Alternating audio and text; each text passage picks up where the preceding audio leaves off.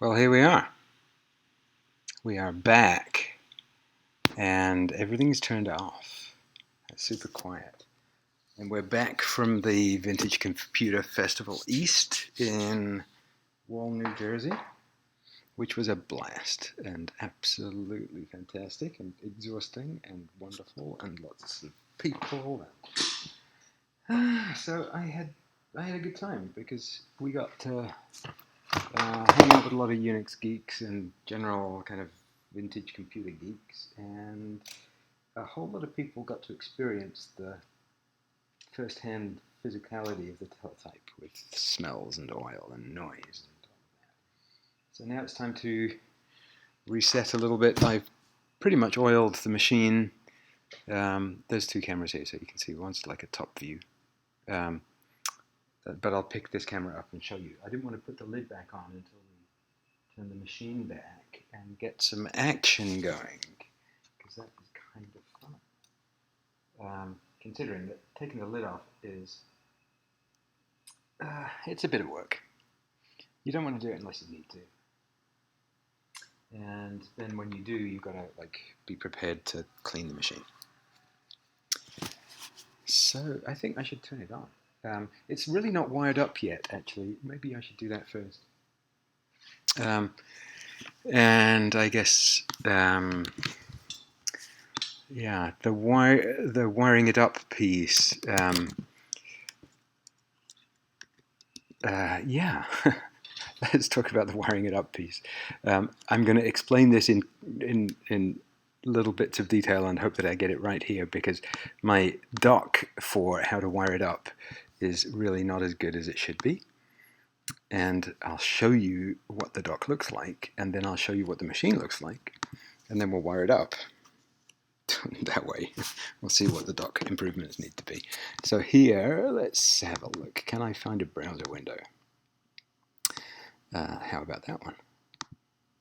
That one will do. So there's a directory hardware up on the GitHub, and it contains a listing of, there's like a README, there's a little graphic overview of the electronics hardware. There's a PDF that has all my project notes from when I did the first kind of putting the scene together, building some electronics hardware to interface it, etc., etc. That is where we need to go work on. But yeah, you can find all of this. Then let's have a look. So the hardware stuff is mostly about the electronics, and actually that's not a particularly great way to preview it because my web browser is going to be so slow. Instead, I think I'm just going to find the actual PDF on my hard disk, because I think I have it checked out somewhere. Yeah, it's been a journey, but this is the perfect time to go revisit that journey. So in here, this is that PDF. once it eventually loads. And it says, okay, there's a USB interface. Okay. Grab the camera. Turn the camera around. I've shown you this before. But somewhere up here, there is a USB interface. And I mean, that's great. It took a little bit of working out. The schematics are all up there, and basically there's two sides to that board. One side is the USB through a teensy microprocessor, and then the other is the current loop, which is much simpler. It's just a current supply. But the input to this is the bit that's not connected up. And there are two sides to it, and you can see the quality of my electronic connectors here. It's like, I need to work on this because these are going to fall apart super easily. So one side is send and one side is receive, and I need to plug these into the board. But I want to take this and follow it down to the back of the machine and show you what send and receive actually connected. I'm wondering if I should turn this upside down. No. Let's deal with it. Let's deal with it. So these go in back here, and the black and the grey wires are the ones, and they go way into the back, and you can kind of see, and it's kind of covered up, that there is a terminal strip connector, and it's underneath all of these molecs, and these molecs are like the internal connections.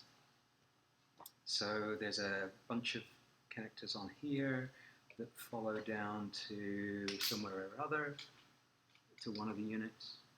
There's a bunch on here that connects to the distributor for send. There's a bunch of here that connects to somewhere else, etc. I don't actually know a good source for the layouts of these things. I think they're documented in the documentation. I have to assume they are, but I haven't checked recently. But under here, you can kind of see this is a little protective insulator in front of the terminal strip. You know, because I don't need to unpack the terminal strip right now, I have actually got no plan to. But if you're wiring up a teletype from scratch, that there in back is where you're going to start. So, bear with me 1 second. Plug this thing back in here. So over there in the back corner is this set of connectors.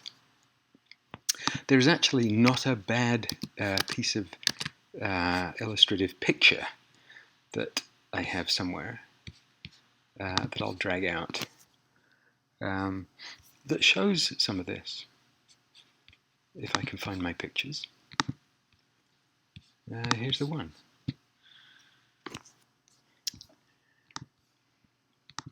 So this picture here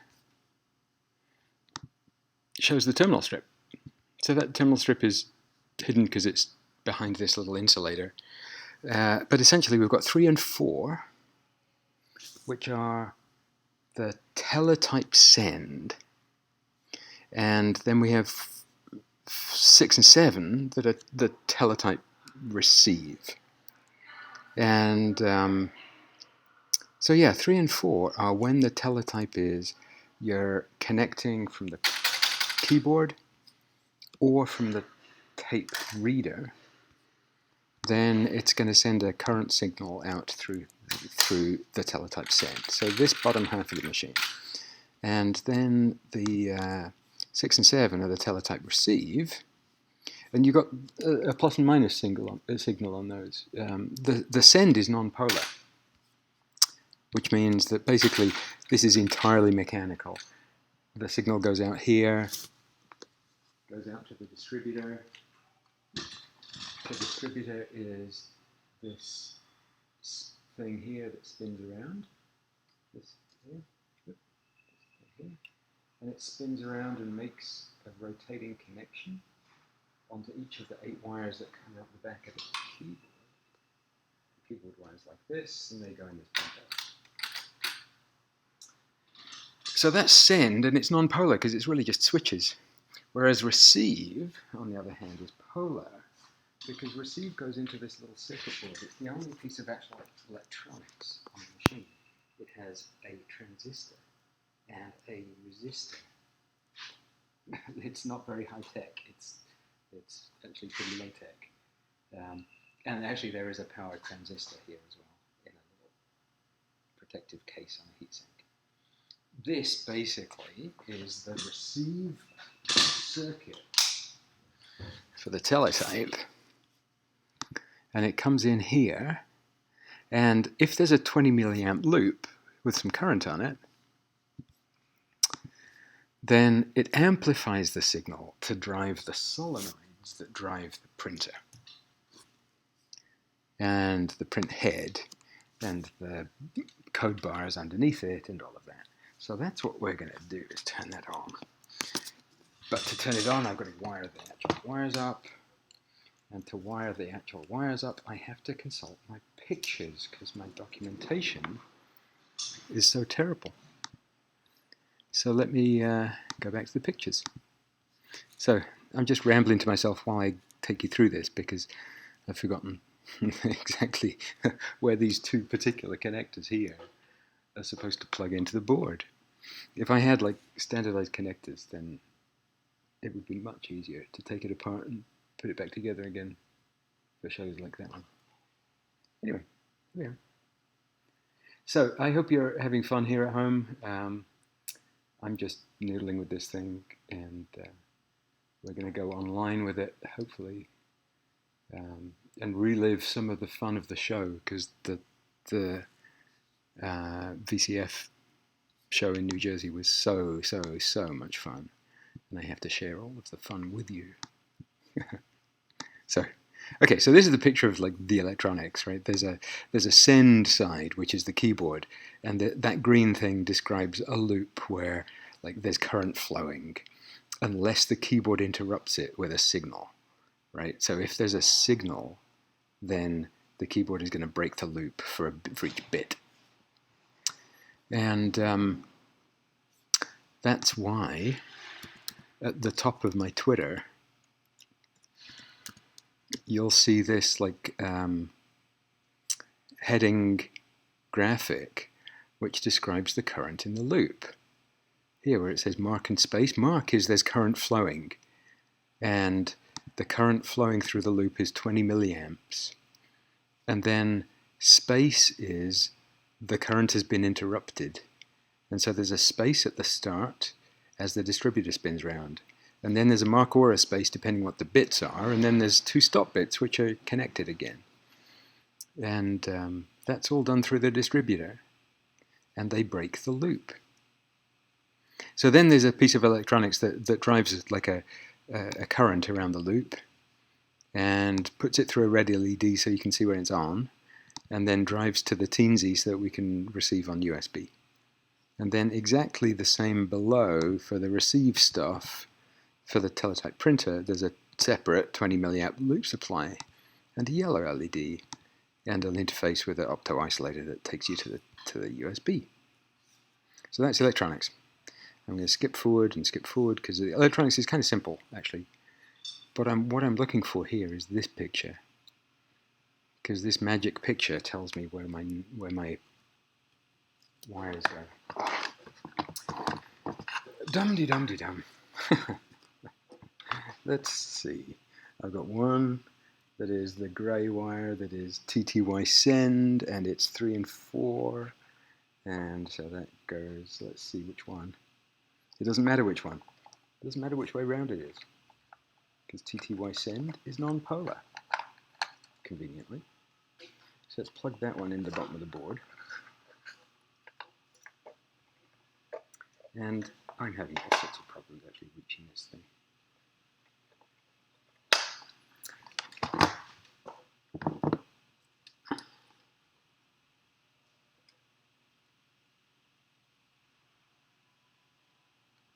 Yeah, I decided my electronics are flaky, are ridiculously flaky, and probably going to get me in trouble. Now, if not now, then later. and definitely later. So at some point I have to reset that whole thing and like put proper connectors on this and whatever. But not today. Today I'm just going to spin it back up again. Okay. So then 6 and 7 up at the top of here are the receive channel. In other words, the signal coming into the teletype. And these are polar, the red one, and there's a black one. And the red one is on the top. So if I plug this in here, you can't see this, but I'll show you when it's done. And you'll see what a budge it is. Then, with any luck, it'll actually connect. Alright, you want to see how much of a budge that was? It's disgusting. It's really, I'm not particularly proud of it. It's like, connect those two things down there, here, by plugging them into this little header. You can't even see it. It's horrible. So you can't see it because I've got the wrong screen on. Yeah, that down there, that is my connection, and it's gross. Luckily it's all fuzzy and out of focus. Alright. Okay, where do we get to?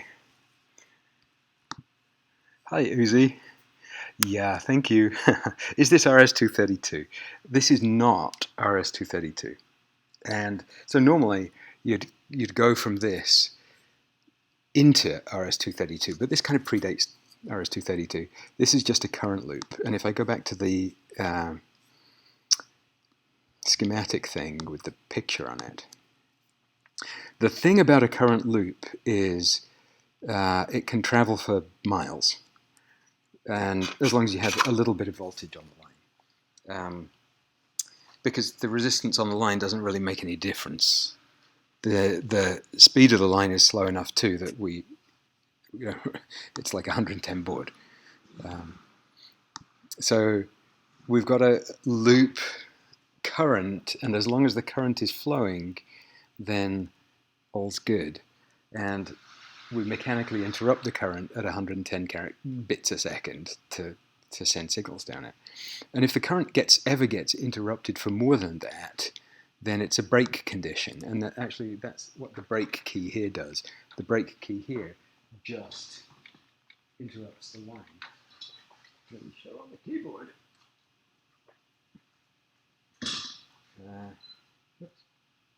Here's the break key.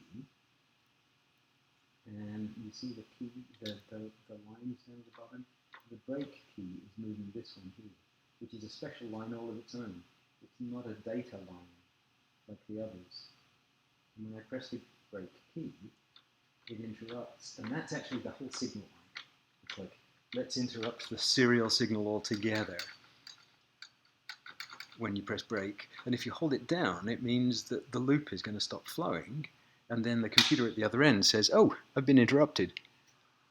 If that interrupts for more than like 1/10 of a second, then it says, I've been interrupted, there's a break, and then whatever piece of the computer is listening to that will, like, the kernel will send like a break signal to whatever process is on the teletype, is on the TTY.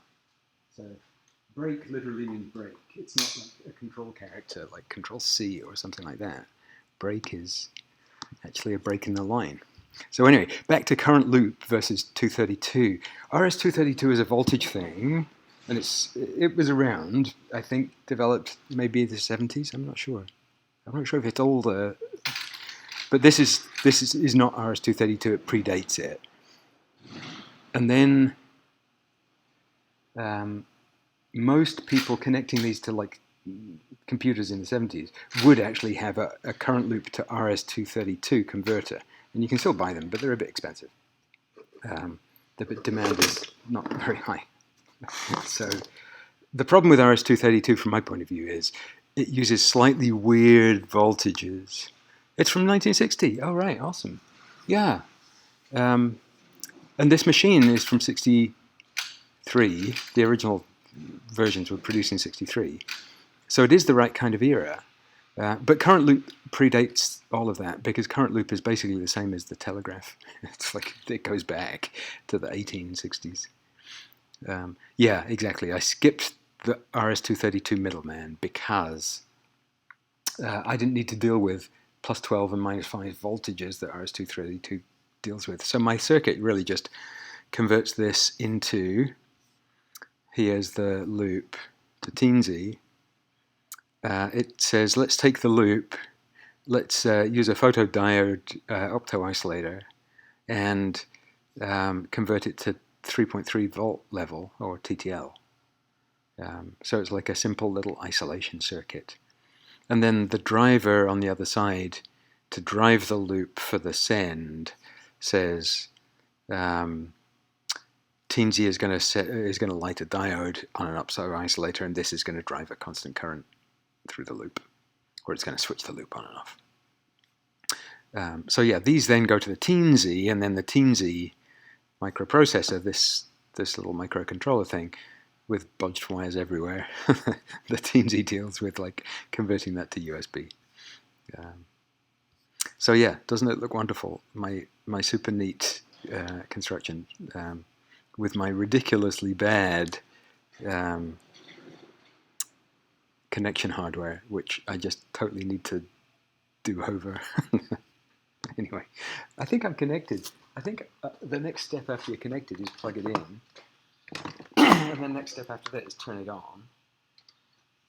And so let's try it. Plug in that. That's my board. I'll put this on here for now so you can see as it lights up. You can't really see the LEDs, I guess. There, the red LED and the yellow LED, that means current is flowing in the loop. Where's my power supplies for USB? Problem with like taking everything on a journey is that when you get back, nothing's in its right place. Where's all my power supplies gone? They're all in the box. No, they're not in the box. Oh, I've got cables.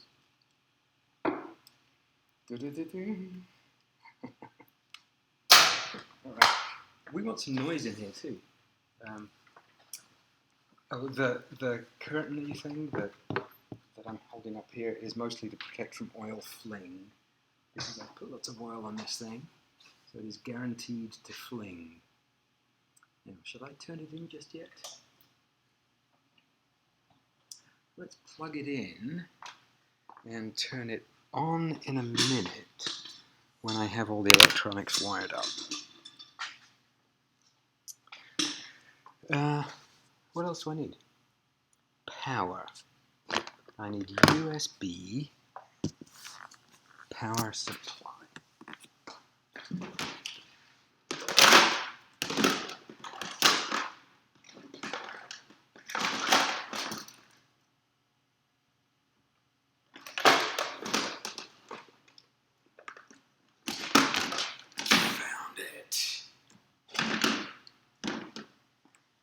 I tell you, these cables, they multiply. USB cables are going everywhere. It is not ironic at all that the teensy is order of magnitude faster and larger than the types of computers this thing talks to. I don't know, it's funny, isn't it? I think the teensy is like as powerful as a microvac. Or at least, it's at least as powerful as a PDP-11. And it's got 100 megahertz clock. And yeah, I love the teensy. And it's amazingly powerful. Okay, now I've plugged in my power. Let's turn it on. I want to do this a little carefully because of all the fun that will ensue.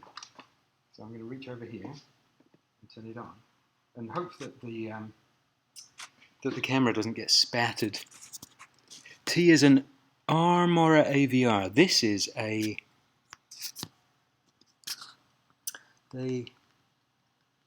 That's a really good question. I don't know the answer. Zephyr, poor man's printing terminal modern electronic typewriter. So Russ, who occasionally checks in here, is doing exactly that, and it seems like a major project. But you're right, yes. All right, let's see if we get some spatter. Yes, we did. A little.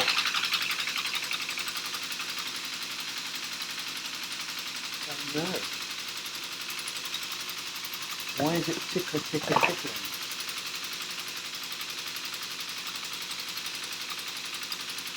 It shouldn't be tickling.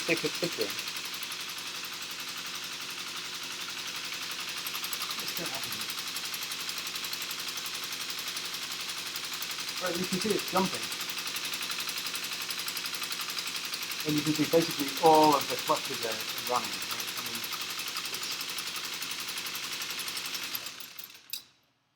it's running and doing more than it should.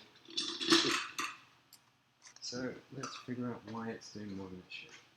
So when it turns on, it should not really do that much spinning around if my loop is working properly. In other words, if the grey, which is the teensy, which is the loop, if the current loop for the teletype receive is working properly,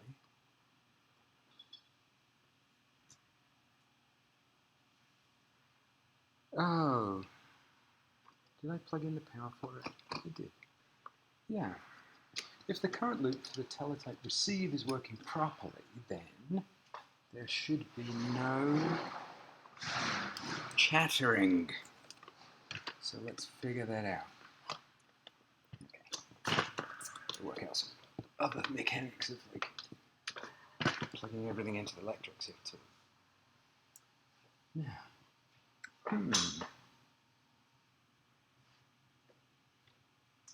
okay, let's turn it on again.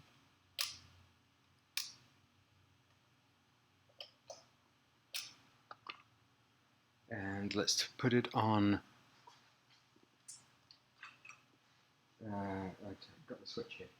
Let's put it on local. All right, that's looking good. We have some spinning, and the clutch is not driving the shaft. So we are on local, and you see that the drive shaft is spinning, the motor is driving it, and it's pretty quiet. It's like nice and quiet. There's nothing happening on the main drive code bars. There is the motor and its gearing going down to the drive shaft. And as long as my bearings are looking good on the drive shaft, nothing else is happening. All the clutches are disengaged. So this is great. Okay.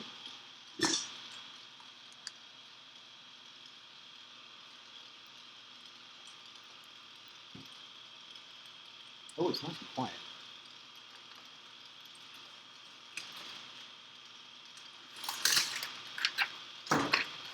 There.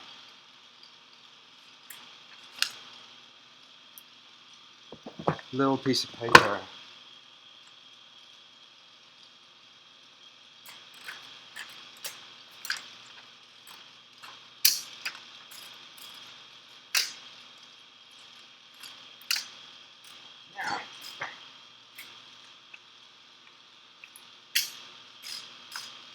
All right, we're in local mode. Let's point this down here. Maybe I can zoom in a little to show you.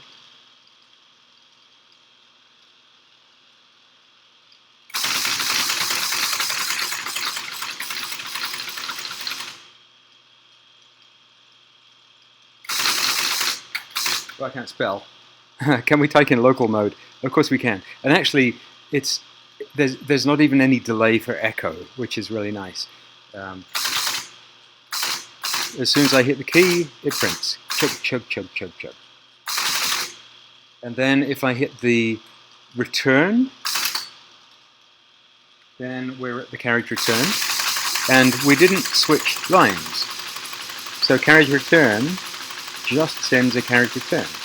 And then if I hit line feed right next to it, then I feed the line. So this is direct. This is not connecting to my electronics at all. This is a direct loop back on the teletype itself. This is called local mode. And so literally there's no electronics here except for the little amplifier that drives the print head. So there's no buffer. There's not even a 1-bit buffer, let alone a byte buffer. And yeah, absolutely. So in local mode, literally as soon as I let go of the key, or as soon as I finish pressing down the key, the distributor spins and sends it straight to the print. So if I do, let's do the alphabet, because I want to see that nothing's broken.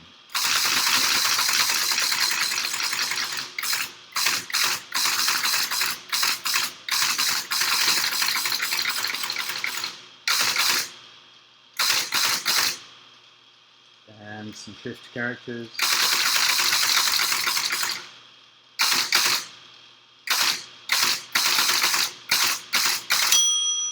And I'm near the end of the line. And I can do a bell as well. If I hit Control G, then it's just like any other character. And Control G has a special line that rings the bell. I think we should maybe look at that. But it seems like ABC, all through A through Z, my printer is working just fine. Carriage return, line feed. 10 characters per second, exactly. If I go back to the little picture at the top of my Twitter feed, then these are, if you count the bits, there's 11 of them, because there's 1 start bit and 2 stop bits and 8 data bits. So that's 11 bits in a byte, or in a byte of transmission. So yeah, bell. Let's zoom on the bell, because the bell is great, and I want to, with the machinery off, we should be able to see it. So Control G says bell. If I hold Control and hit G, and let's watch what happens to the code bars.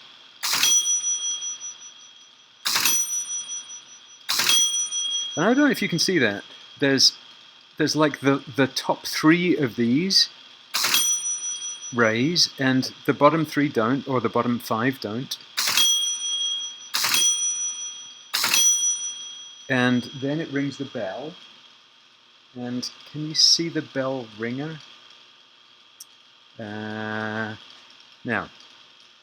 if I get out of the light, there is the bottom of the bell and the drive shaft and the ringer.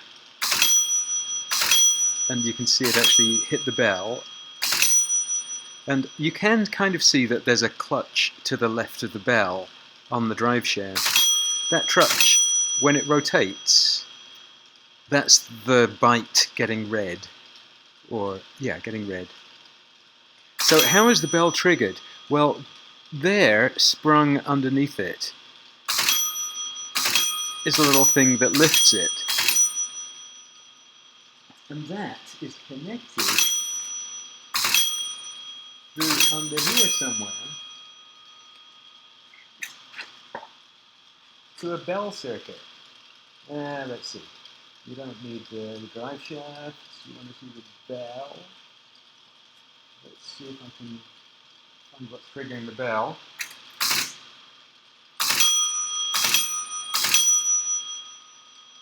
That there is ringing the bell.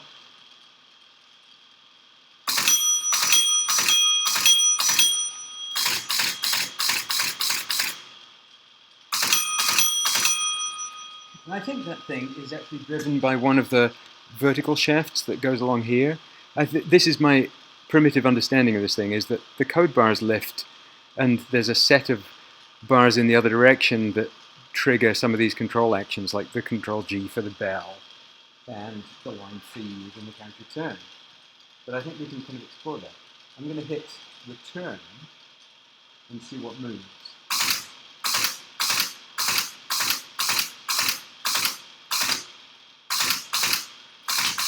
So this is putting a letter on, and then put return, and not obvious there. Let's put some more letters, and then hit return. So I don't know which of these.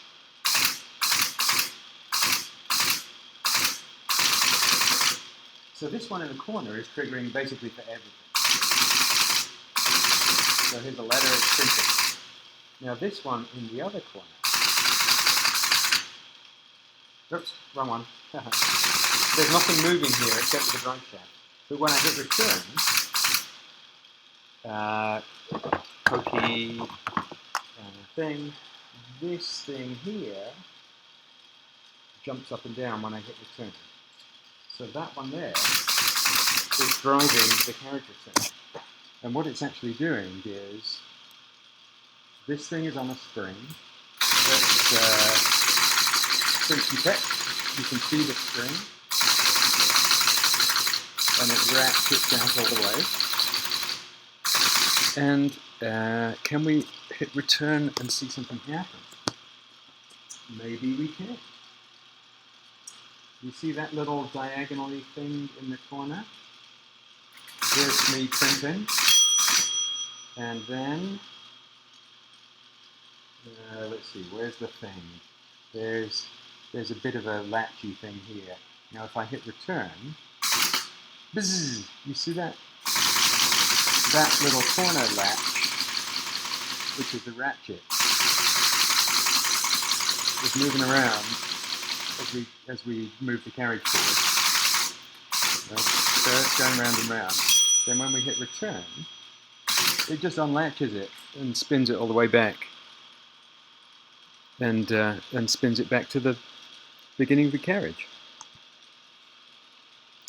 It looks like there's a cam that's clutched in when it decodes the bell characters. There is a cam in there somewhere that is clutched in for all the characters, basically for each of the characters, that then kind of spins the decode and the encode to the solenoids. But it's these code bars that do all the work. And these code bars are driven by this stuff down here, which is like the solenoid and the cams that drive it. So these are the things that are doing the actual, like, mechanically moving the code bars. And I'm not really enough of a mechanical person to know how that stuff works. Alright, what else we got? Line feed. If I hit line feed, it just feeds a line. And that's driven by this contraption here. So if I do a line feed, you'll see this little mechanism chug. And when it chugs, it pulls this up and rotates the pattern to get you some lines fed.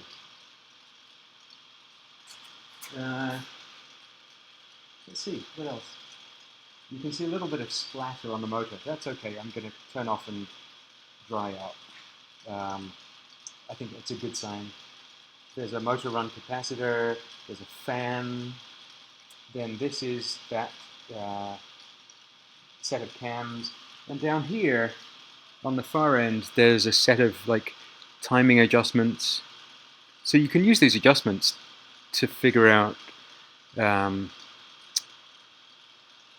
like the beginning and ending of a bit, and to adjust from that kind of timing perspective if it's missing bits of a character, or if it's not selecting right or whatever, then you can adjust the timing on here, on this little dial.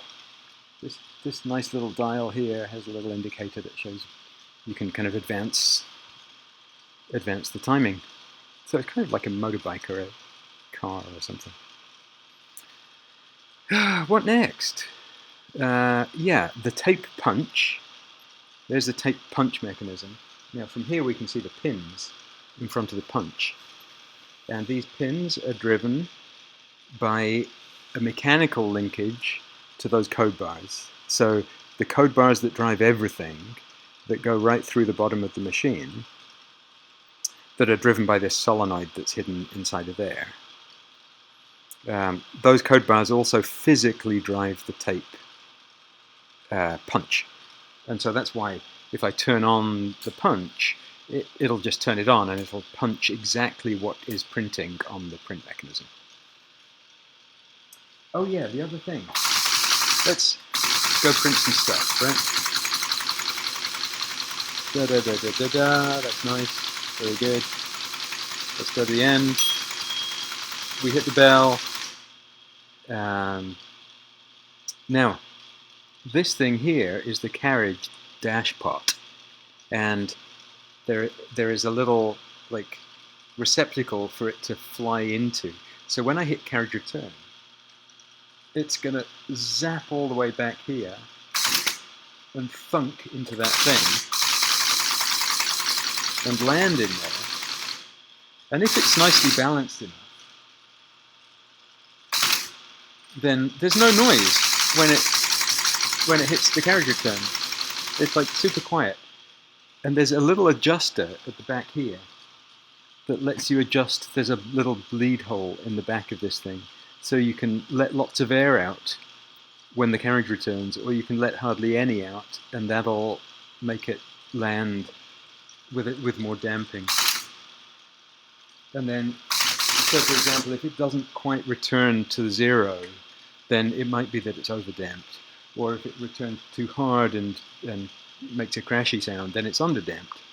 So yeah, exactly, it's a little leaky air spring. So if you are an ancient Unix kind of geek, then you may have seen STTY options like CR, 0, CR, etc. And those are how long should I delay after a carriage return? And the reason you have to delay after a carriage return is because when I'm typing like this and I hit carriage return, it takes a quarter second for the carriage to get back. So the computer has to wait for a quarter of a second or so before sending the next character. Unlike with modern terminals where you can spit thousands of characters a second at it. You've got to wait. And the same with line feed. You've got to sit and wait. All right. Oh yeah, quick tour of the electronics. There's the on-off switch. Is that enough? That's almost all of it. This here is the power supply for the tape reader, which I have not figured out the tape reader at all. I think basically it makes a connection through the holes in the paper, and anyway, there's a power supply for it, and sometimes that's hidden in the base, but here it's actually in the typing unit. Then there's this little power supply for the solenoid, and that's a little amplifier and a power supply. Then there's a transformer to power it, and the transformer also gives you 48 volts AC, and then there's a spare power so you can plug in internal additions, and then there's the little Molex connectors that connect all of basically the keyboard and the printer together, and that's it. Yeah, it's a mechanical marvel with a tiny bit of electronics thrown into it. And really the only piece of electronics is this. It takes 20 milliamps of current loop and amplifies it to about 500 milliamps to drive the solenoid. It's just a single amplifier. So it's like super simple. It's like 2 transistors. That's it. So some of these machines, you do get lots more electronics in them. Like sometimes you'll get an actual like phone dialer in here with a rotary dial. If they're connected to the telex networks, then sometimes there's more electronics because telex like signaling is its own protocol, and so there's again tiny pieces of electronics to drive that. I think I'm going to leave this piece empty, and there's actually quite a lot of white space down the back here, but there's less than there looks like because that's where the tape roll goes. So there's enough space to put a computer in here, like a whole Raspberry Pi, if I just shoved it in. But I don't think I need to. Yeah, and then behind, it's mostly the motor. So here's an interesting thing. I was wondering how old this machine really was, and when I took it to Wayne in Vermont, he said, well, the keyboard is super new because it has like these colored plastic gubbins. There are signs there that this keyboard is super new. And the print unit is super old, or relatively old. And then I discovered this, which says 1269 by my rating. So I think that dates it. I think that's the date stamp on the motor. December 1969, which puts it to just under 50 years old. So it's still running amazingly well, considering. I mean, the amazing thing to me is not just that it runs, but that you can connect it to a computer that's 50 years old and it'll still work. You can connect it to a new one. Hey, it'll still do all its thing. So let's see if I can connect it to a computer from the 21st century. Let's turn it off and then turn it back on, but online. And it's doing the wrong thing. So it's chattering, and that means that the line, the loop is open. That means that the current loop is open. But if the current loop is open, then why is the light on? Because the light says that the current loop is running. Well, the answer is maybe I've got a short. I mean, I can't think of any other sensible answers. So let's check my my wiring. Ah, my wiring's upside down. We are currently experiencing some difficulty technicals. I think I put my wiring upside down. Let's compare with this one.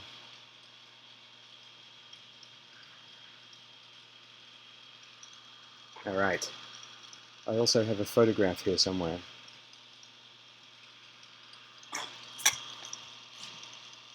Oh, where's my photograph?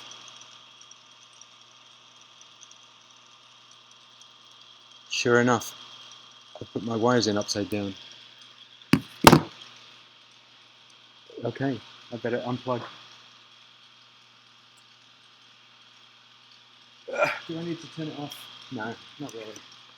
Could I hurt myself? Nah, maybe.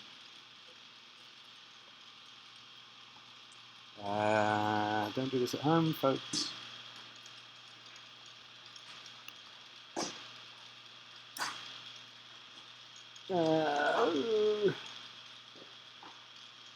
Let's try that.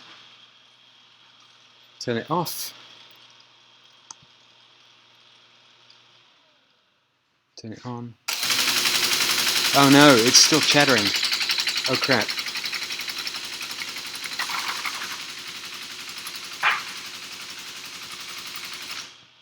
Aha. I just haven't turned it, I just haven't plugged it in. Okay.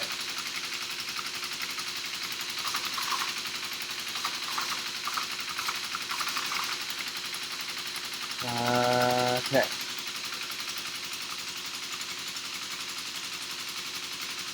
That's not what it should be doing.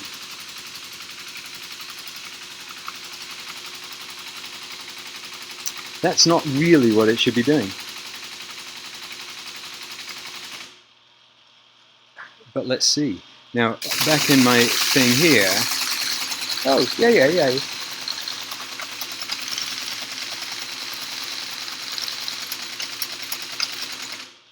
I think we're up. It's running. All right, we're back logged in. Hey, if it looks like I'm talking to myself, I'm just doing a Twitch TV session. Yeah, I know. I'm following you. Oh, you are? And you're following me, actually. Oh, awesome. Good to hear it. I'm Hugh.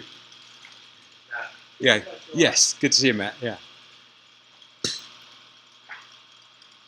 So we're online. Or at least it's logged in. Everything succeeded. I survived the journey to New Jersey and back, and we're back online. Let's see.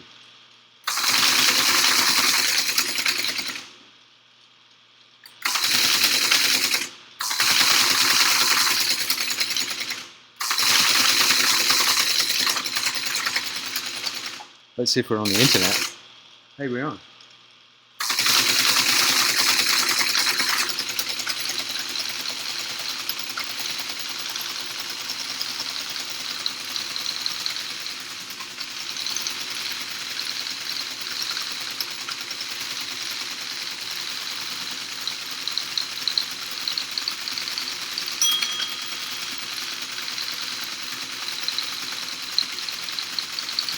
Did you give me this signal generator? Did you give me this signal generator? No, that wasn't you. That was somebody else. I was going to say, like, thank you so much, because... No, I don't have a signal generator here. Yeah. This is kind of fun. It's running.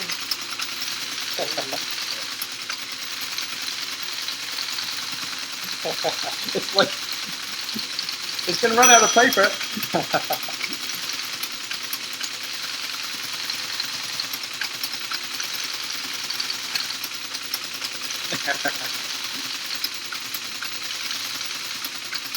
So I love this. It's like it has a life of its own now. I think you need longer paper. Yeah, luckily I do.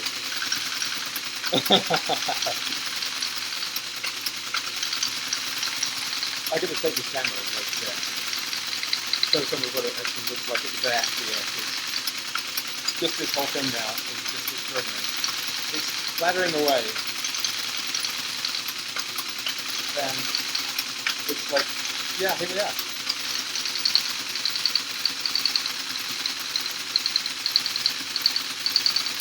It's got a life of its own.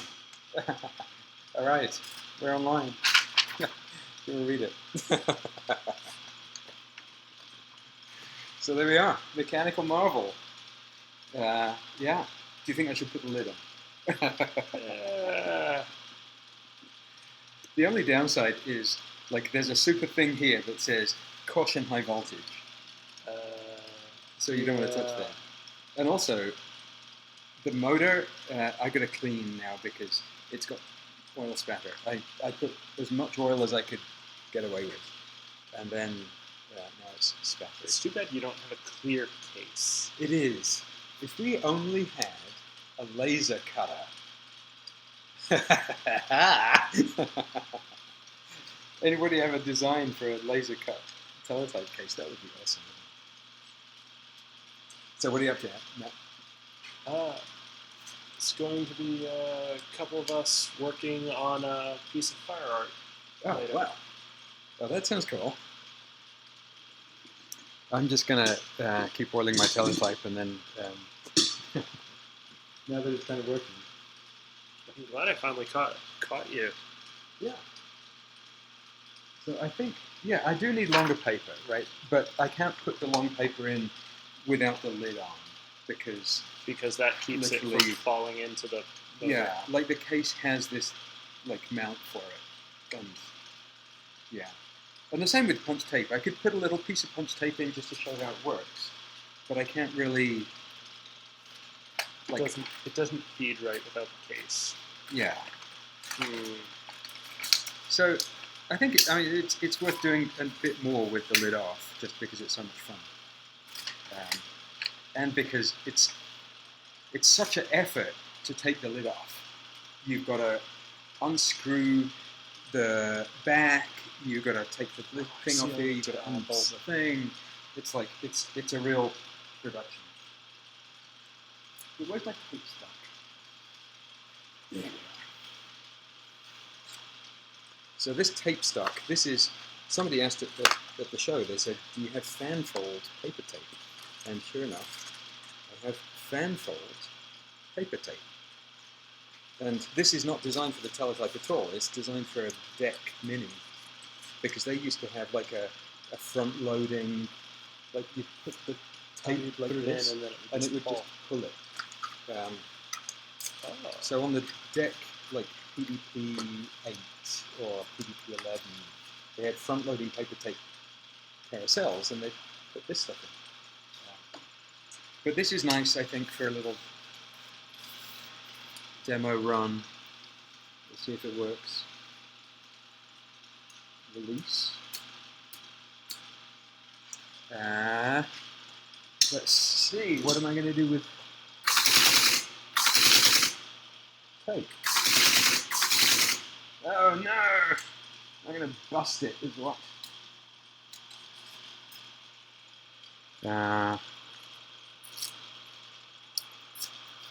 So the tape should usually have a V at the beginning, like that, because then it feeds through. And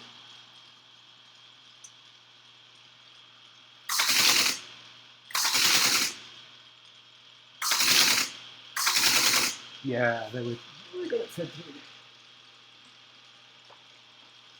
So the tape is coming through the edge of this thing, but only just. And I haven't done anything with this, but there's a little hole in the back of it that goes down a little plastic pipe and out onto the floor, and I have the CHAD box sitting up here. So looks like I need a delay from line feed to the start of the new line. Your O in on is high. I need a delay for line feed to the start of the new line. Let's try that again. Hey Eric! Hey, good to see you. It was really awesome to meet you down at the show. So yeah, let's punch some tape so that we can see a little bit of the pin movement mechanism. Pattern parts, and so you can see it's punching on the tape, my ASCII with plenty of delay between it. I'm not sure quite why there's so much delay. But anyway, let's hit return, and then it tells me how long it's going to be, and then I'm going to turn this on, and it prints hearts. And here you can see them actually chugging. And there we are. And then let's release and pull it through. We've got some hearts on paper tape. I think it got stuck. That looks like it printed stuck. And there's the ASCII of hearts. And so you get some totally goth paper tape hearts. Isn't that cool? That is. Isn't that super cool? Yeah. So make it into a wristband. I want to make like a Molly, like something like the tactical backpacks, right? With Mylar paper tape in Molly tack patterns. Anyway, yeah, it makes a really good wristband. Go on, try it. See, that is the height of New Goth style. Thank you for being my model there. Oh yeah, there's more. There's more. There's another thing here that I have to show. One of it is on. I'll lift the lid off of this thing, which is the answer back. So the here is button on this.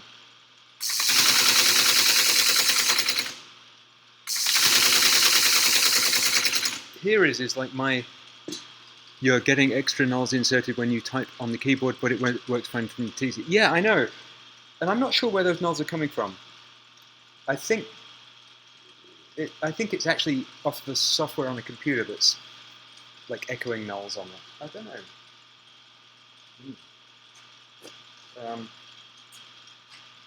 Let's show you the here is. So here is this like vestige of telegraph.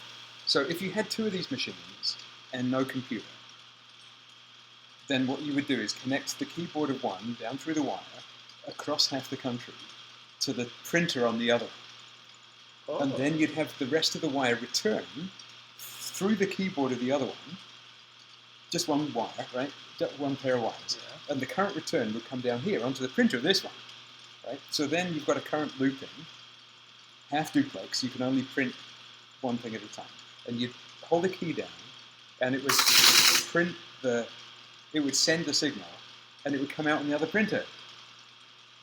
And that's telex. Damn. Yeah. So if you're going to do that, you can connect like a whole string of them on the same wire, because it's just a loop. So you could connect like 100 of these things, or 20 maybe, like on the same loop, right? So then you type at one, and they all print it, right? So I go type here, and I got this message. It comes down in 10 different places. That's great. But you want to identify who's talking. And so the here is button is like a station ID. So what it does, when you press here is, it latches this special, the white thing underneath of the X thing. Can you see that on the picture? There's the X thing, and there's a little white thing underneath it that is moving a bit. Oh, I see it. That's the here is key. And it releases all the way back under here. And all the way back under here, there is a Bakelite drum. And yeah, with should be 8, looks like 9 bits on it. And so these are the bits of the byte, and there are 20 little tings on the drum, and you're supposed to like break them. And if you break them, you encode the binary of your station ID into 20 characters. So when you hit the here is key, it spins the drum around. And it actually spins so fast you can't really see it. You can see the cam moving, but you can't see the individual drum that moves to do all the same. But that, honest, is spinning the whole drum around and sending my station ID. And my station ID is like 20 nulls. Can you hit it one more time? Oh yeah, yeah. And so even from here, from behind, you really can't see it. It doesn't look like they're moving. But they actually are. They're spinning around and lifting these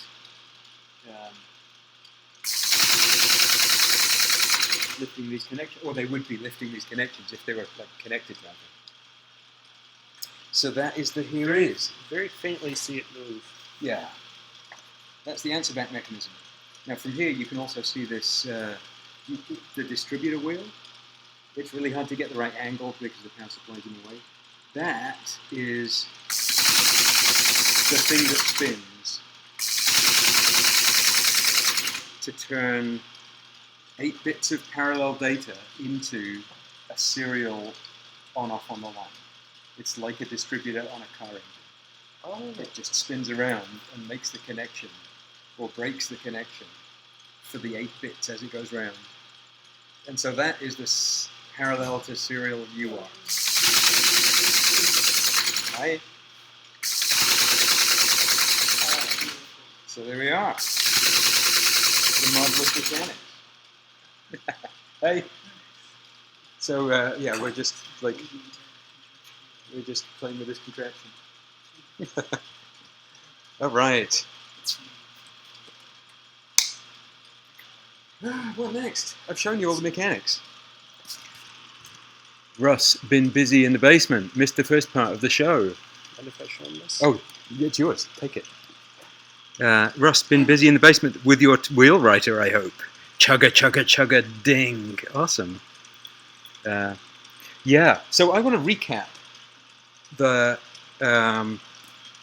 highlights of VCF East, because some of the highlights were like amazing. And there are things I would do differently next time. And then there are things that I would totally just like do the same. So, put some more paper in here. There we are. So one of the highlights was, I'm thinking, adding a bell to the wheel writer. Absolutely, you should. A big, like maybe a cowbell, something with a distinctive ding to it. So one of the highlights of the highlight, I think, of the interactive stuff for me was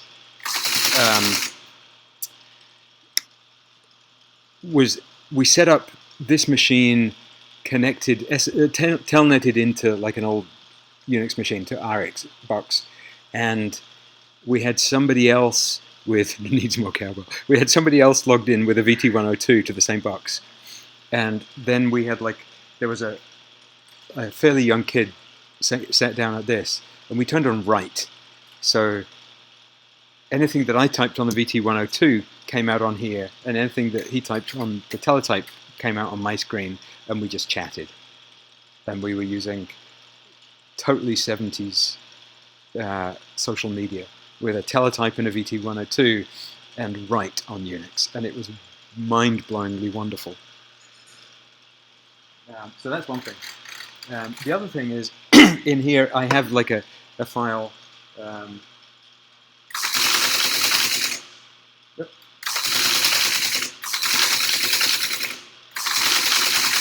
think it's Notice. No.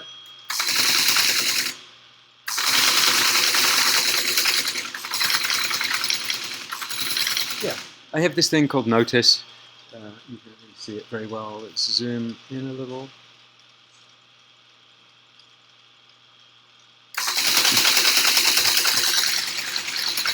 Which is like the list of things to do. So I printed this out and put it up on the document stand, and most of these things got done. Some of them need an internet connection, but this was my like, what can you do on the Teletype?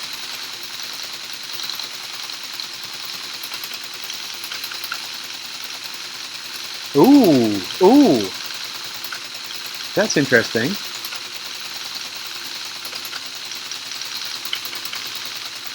Maybe my carriage return is overdone.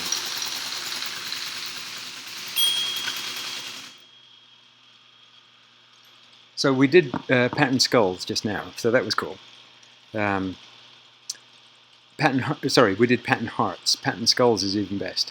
Yes, I'm doing soil sheet because I literally can't put a roll of paper on the floor and drive it over the electronics without things. Yeah, I'm not sure if the line feed is sluggish or if the carriage return, and I'm not sure. It should do carriage return first and then line feed. But yeah, I think you're right.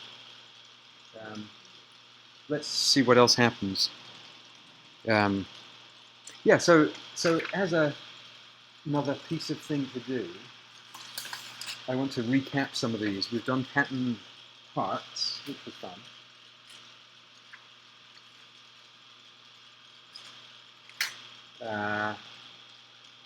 Let's do Figlet Hello.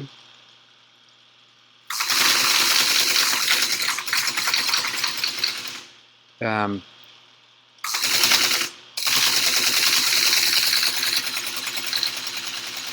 you can put any word instead of hello. Yeah, you're right. Horizontal is fine, and vertical is the problem.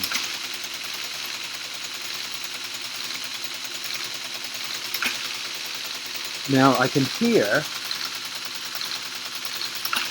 that carriage return is less damped now.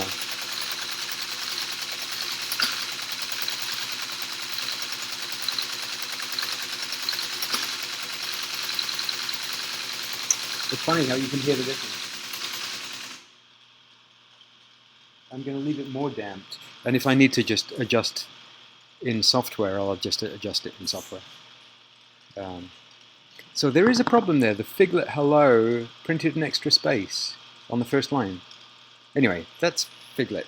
The problem with Figlet and a Teletype is most of the great Figlet fonts use underscore, and there is no underscore character on this. So what else? Well, tape hello, he just prints the word on paper tape. It's a little bit not ideal. It's kind of cool. Q, what is Unix? Let's try that.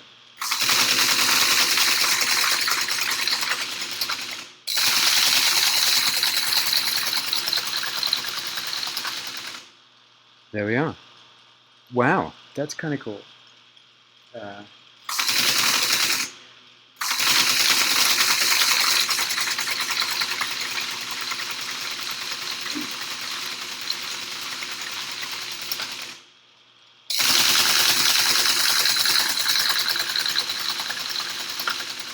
It doesn't know the answer, which is a bit sad. So this got me thinking on the way home. What I want to do next is Alexa. So, or the equivalent, right? The teletype equivalent of, okay, Google, turn the lights pink. And actually type on here. So like,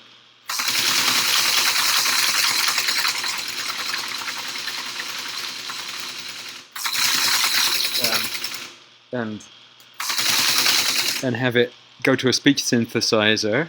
The speech synthesizer sitting next to one of these. There you go. I don't know what Darude Sandstorm is, but I'm gonna have to look it up. So yeah, so I think that's an unexplored territory of mechanical keyboard controlling your home automation. And then the other thing I want to do is, now that I'm on a new sheet of paper, is some of these emojis. The snail looks great. The dog we did before here. And there was another one that somebody produced that I thought was really nice. Which was the apple. So I'm going to do it and see if it's good. Hi. So printing the emoji takes a while because it has to like figure it out. And the other thing that I want to do in the future is like build an actual vintage computer, like I don't know, maybe a Spark, and run this stuff on it instead of on the Raspberry Pi, because the Raspberry Pi is too modern. And it's not even a Raspberry Pi really. It's a Google Coral supercomputer with edge TPU-ness. And then I also have one of these, a Jetson from NVIDIA, which is for another project, I guess. I don't know what I'll do with that.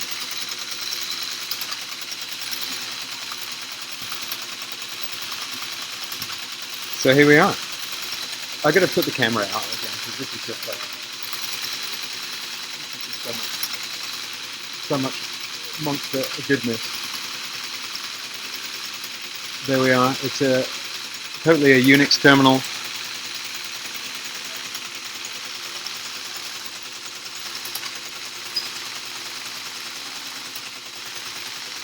Operating mechanically.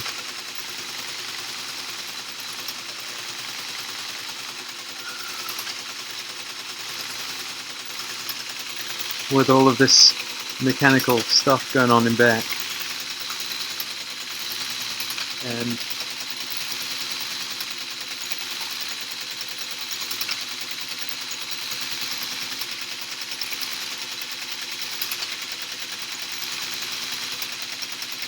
oh, awesome! I gave a talk to some people at work today, to some of our sales team, and I managed to use a teletype picture in my slides. And it was even like context relevant. They were a little mystified, I've got to say. So there we are, there's an apple. And up close it looks nice because it has the angles in the right directions due to the ASCII art machinery. And then up from a distance it looks like a real apple. I'm very, very pleased with it. So I'm going to do more of those and frame them in little frames. So yeah, that was the recap of VCF East. things to do. Banners, Zork. Oh yeah, Zork didn't work. Huh. What can we do about that? Well, I figured out part of why Zork didn't work. It's the same reason that ED, the editor, didn't work. So I figured kind of what it is, and I need to open a terminal to the machine for this to work. So let's see if I can do that.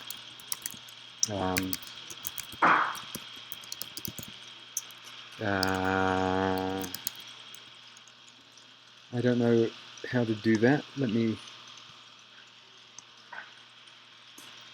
Let's see how Russ is getting on with his wheelwriter. I've got the PS2 keyboard. Oh, like an actual PS2 connected to printing on the wheelwriter. That's awesome. And hardware flow control. So you've got an actual terminal made out of a wheelwriter. That's really awesome.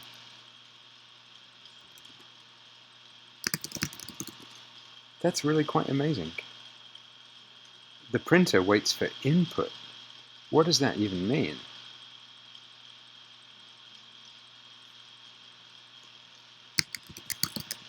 There is a 1 second delay. Oh no. Okay. Oh, I see. Oh, that is potentially a little annoying, yeah. Wow.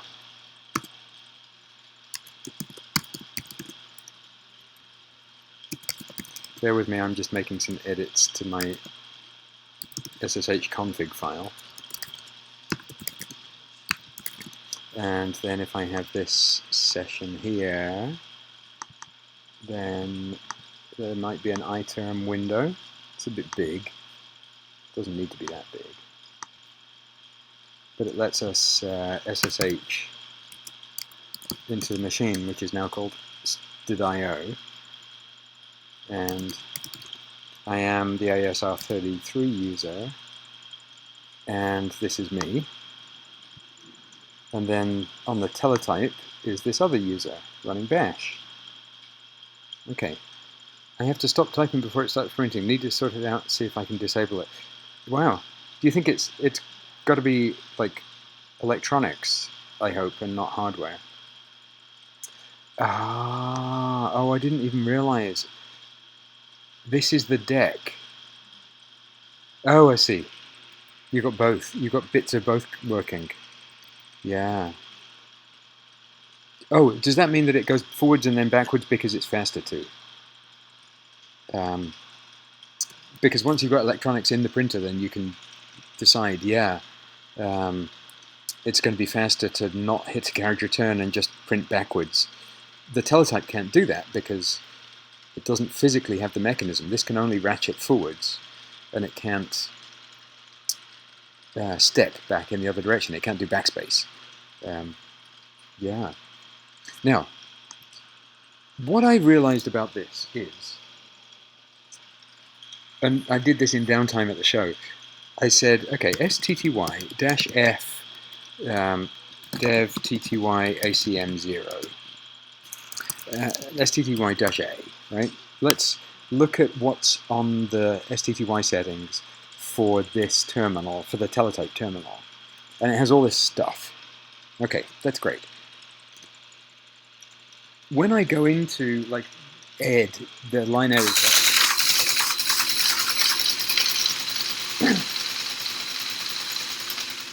then I'm in my editor, and when I type something, it starts echoing like this in a weird way. But at the same time, if I'm back in my terminal remotely and I say STTY-A, then look at what's different. Basically, what's different is that this is what I thought was, yeah, I'm in not canonical, and then now I'm in canonical mode. So I thought, okay, that means when I go into these problematic acts like this,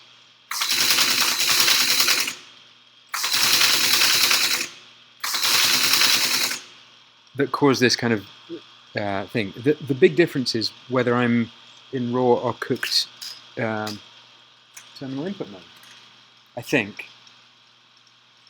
And I think my hypothesis is that this is like my only last hypothesis that I've got right now, is that maybe when it starts using readline, then things go askew. And so I thought, okay. Oh, it was about Ed. Oh, fantastic. Did he pronounce it Ed or ED? Like, did he spell out the letters ED for the name of the editor? Perhaps have a character buffer with character LCD for preview and only send character buffer when you press enter. That's work. Extra displays? Who needs displays? You've got paper here. So on here, I want to go...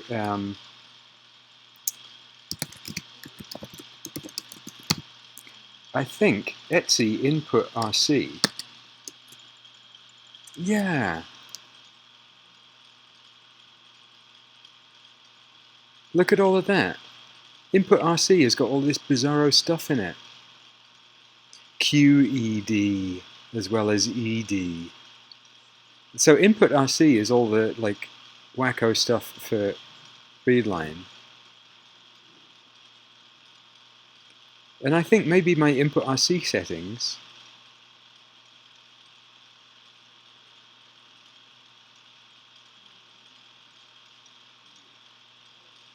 are causing me weirdness. I don't know. If term is RXVT, which it isn't, yeah, there's not too much like actual weirdness. If mode is Emacs, and mode is Emacs, generally.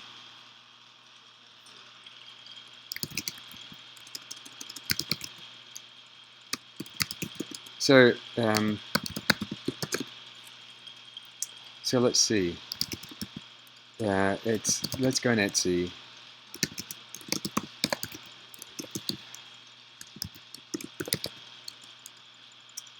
And then readline is not going to have any weird readline.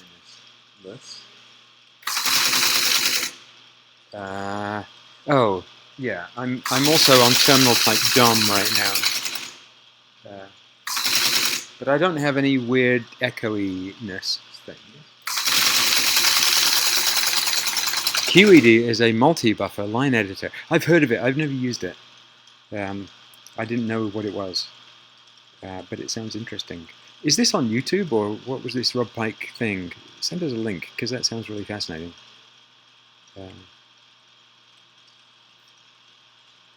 Yeah, now let's see if ED is fixed.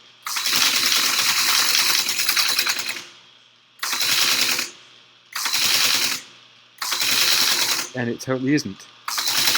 So it was not my input RC. Okay, well that was that theory.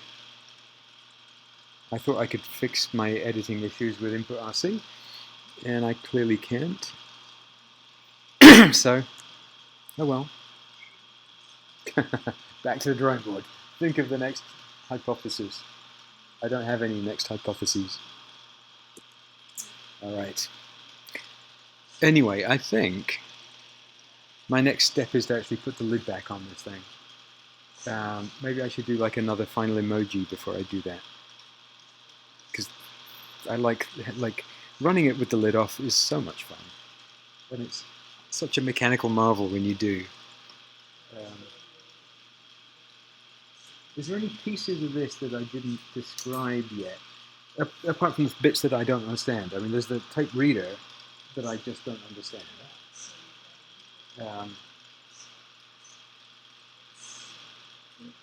There's, yeah, I think that's most of the input bits. I didn't really describe the keyboard in detail because there's a lot of it you can't see. you have to take it apart, and I don't want to do that. We rang the bell. We did some of the control characters. We didn't get electrocuted yet. We did the here is answer back. I think we did most of the things. Oh yay! Thank you for the link. Awesome. I will go back and look at that. Ooh, controversial. The 35 series has a neater character printing mechanism than the 33. Wow. I know, it's controversial. I think it's probably true. The cool thing about these 33s is there's so many of them. And so for me, personally, the cool thing is, like, this was part of my early experience. Because these were dirt cheap. And I don't think they're necessarily as good as the old ones. Are you doing CRLF translation in STTY settings? I'm basically doing everything in my teensy Arduino. I'm doing escape sequences, and there's a whole series of them. I'm doing uppercase to lowercase, so that everything the computer sees is lowercase. I'm not dealing with any like uppercase STTY. I don't strictly need to do that on Debian because you could just, like, STTY still has all the settings. But originally I was connecting to my Mac, and the Mac has lost the uppercase, lowercase STTY stuff. I think it's probably still in FreeBSD, but obviously the Mac is different from FreeBSD now. Yeah, so there's actually all sorts of escape sequences that are in this thing, and if I share the right window, let's try sharing this one, then you can see some of them. It does cursor backwards, cursor forwards. Cursor backwards is done by just like character turn and then spaces to get back to where you were.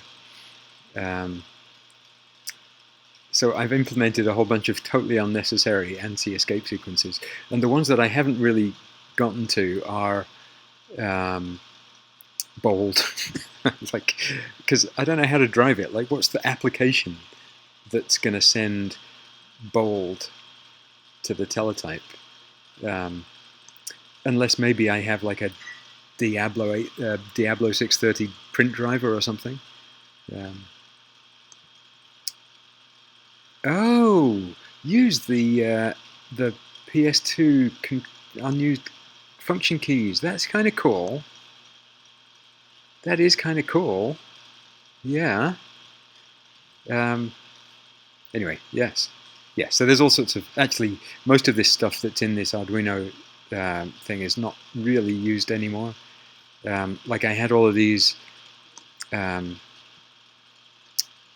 flags, and I had them originally controlled by a set of dip switches, and then I put the switches in a place I couldn't read them, or I couldn't reach them. So I just have pretty much defaults, like this thing, ignore the switches. Uppercase to lowercase, yes. Yes, when I receive a new line, to put it into a character return as well, and insert the delays. So there you go. It's a while since I've touched that. Reset tab stops, yes, oh yes, oh yes. And horizontal pitch, I mean, luckily I don't have these sophisticated problems, these 20th century problems. All right, what are we going to do? Another emoji.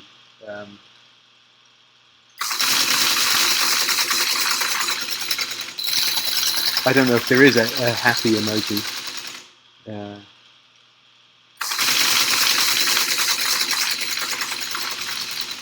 Okay. Follow its suggestion. It says, happy not found. Try raising hand. Well, let's see what that looks like. And then meanwhile, let's do a little bit more printing, and then we'll put the lid back on. But we'll put the lid back on properly and safely. In other words, unplug the power physically, let it cool down a little so that the capacitor maybe discharges a bit, and then wipe out the oil that's excess, because I put as much oil as I could get away with. I didn't put any grease on it. I have some like mobile aircraft grease, and there are some places where you're supposed to put grease instead of oil, but yeah. So the machine is thinking when it's waiting for this thing. A Sun Model 5 with a serial interface to integrate with whatever. Right. So here we are, the Teletype project. It's a wonder. I love it. It's amazing.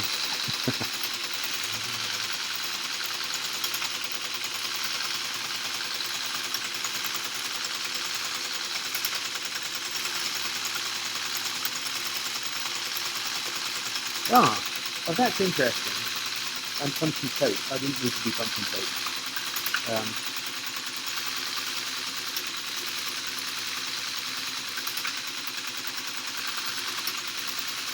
But this thing here,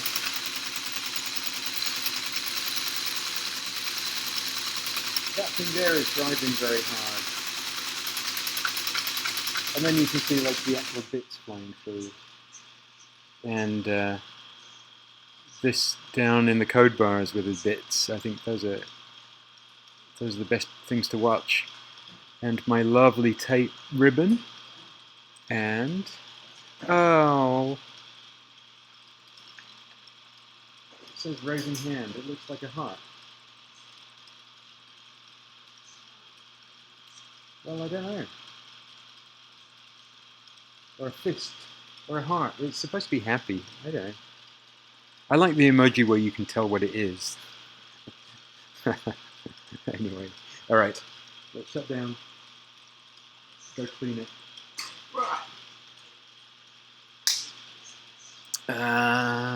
Zoom in to the point where we can see it. But not too far. Turn off the power. Unplug the power. Let the whole thing cool down. Go down here and mop up some of the excess oil. So there's tons of oil, and mostly it's just connecting. It's just collecting under the surface of things. Back in my day, we only had emoticons. I love it, yeah. But it totally tickles my sense of humor to have emoji printout on this ancient machine. I mean, it's just so inappropriate.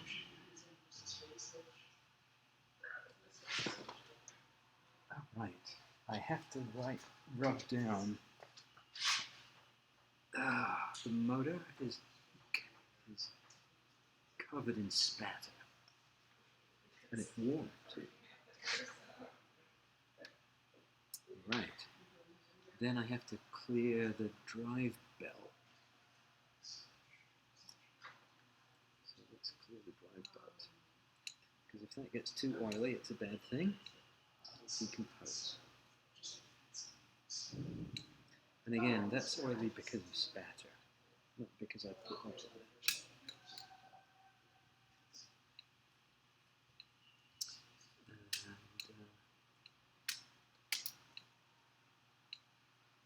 What else? I think everything else is good. I mean, there's maybe too much oil on pieces of this thing, but I can live with that.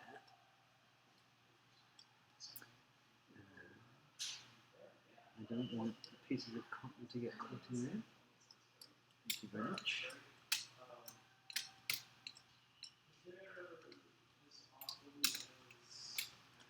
Okay.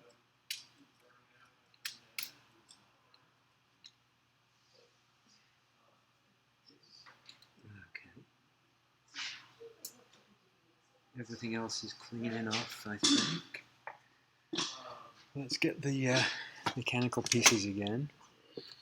Here's the bit bucket. Goes underneath.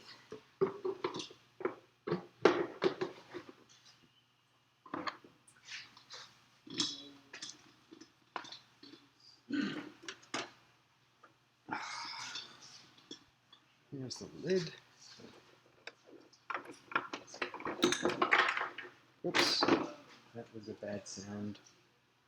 Let's zoom out and see. I think I knocked something. Oh yeah, I did. Gotta keep that. So let's put the lid back on. It kind of fits snugly over there.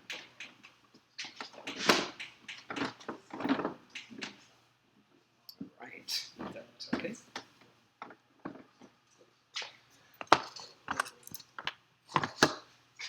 There are 3 little screws that hold the back on, and they're very distinctive little screws, so I mustn't lose them.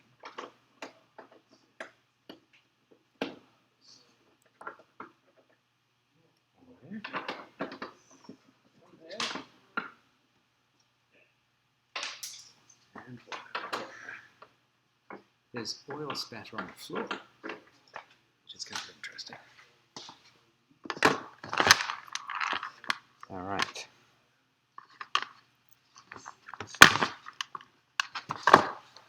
Then I have 4 little screws that go into the front of the unit and hold the lid on. So let's get those in.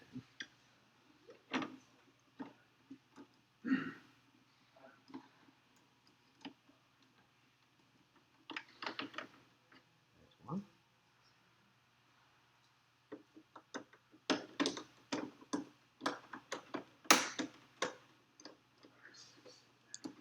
There's 2.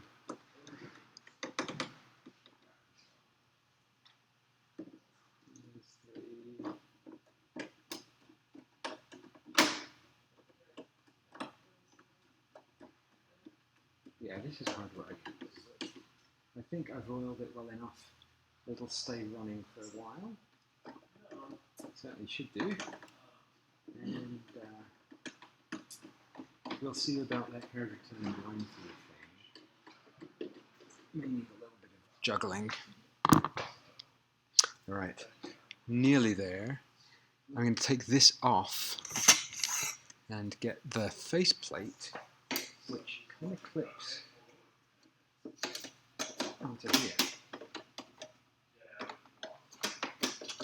And I don't remember exactly how. There it is. There's a little catch at the back. So as long as I get the catch in, it almost stays in place, and then the knob goes in there, and we have a teletype. Alright, now some tape. Ready to go. Put that in here. Release. Tape is ready. Now some paper.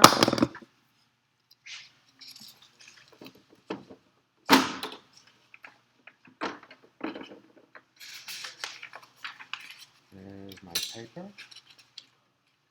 Oh. Alright. There's that again.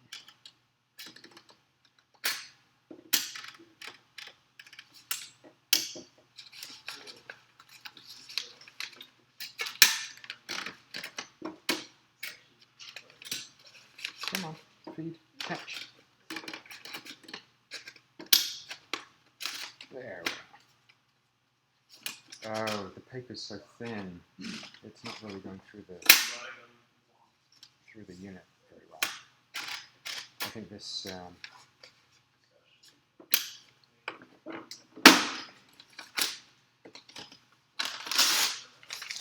this super vintage old paper, but there you go.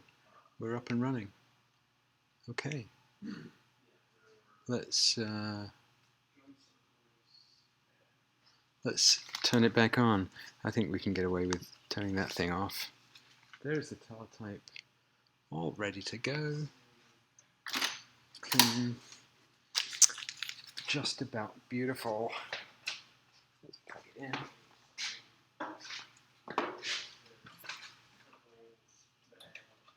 Turn it on.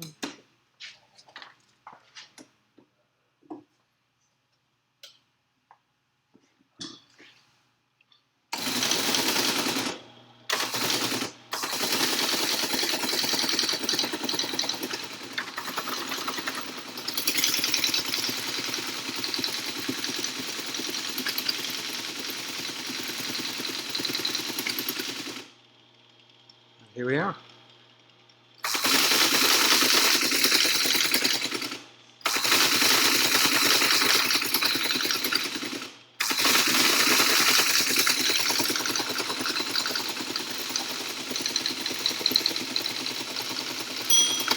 So Russ, you've got a Model 32 as well in the garage. All right. Oh yeah, my carriage return.